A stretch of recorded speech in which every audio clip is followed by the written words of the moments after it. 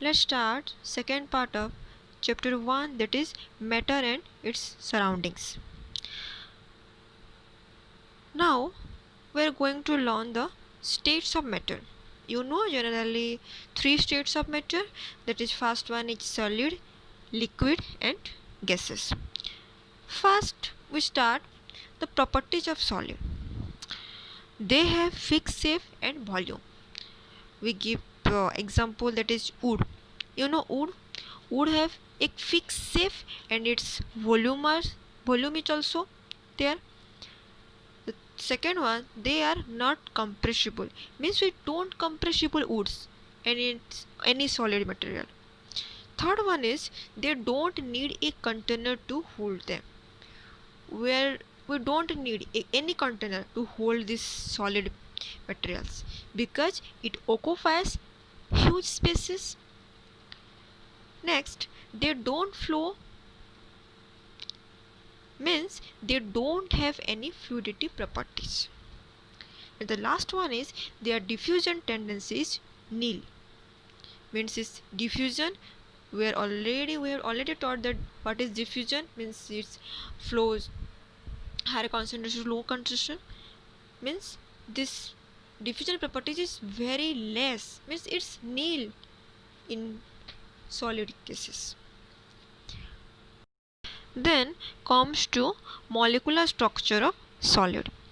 In solid, particles are tightly packed, due to which intermolecular space is very less and intermolecular forces are strong.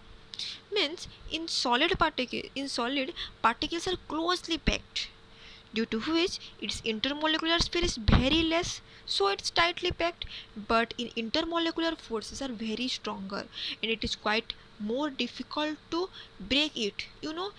We can't break the in solid particles like iron, wood.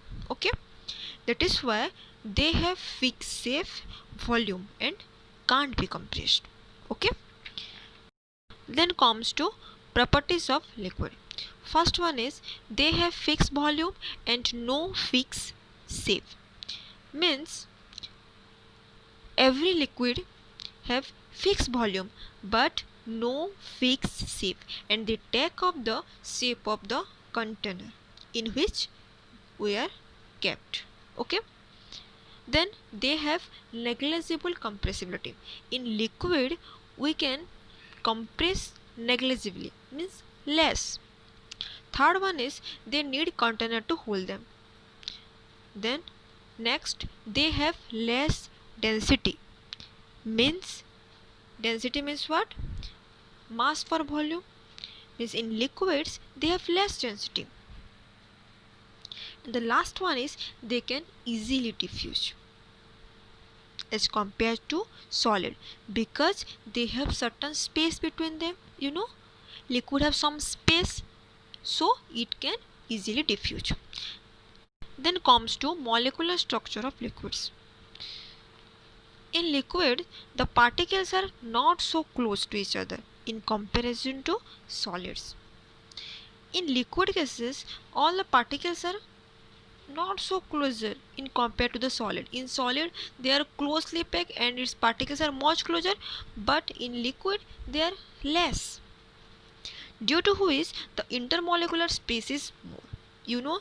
There are huge space between them is compared to the solid. In liquid cases the intermolecular space is more, but intermolecular force is comparatively less as compared to solid. Okay, next come to properties of gases. The first one is they have neither fixed shape nor volume.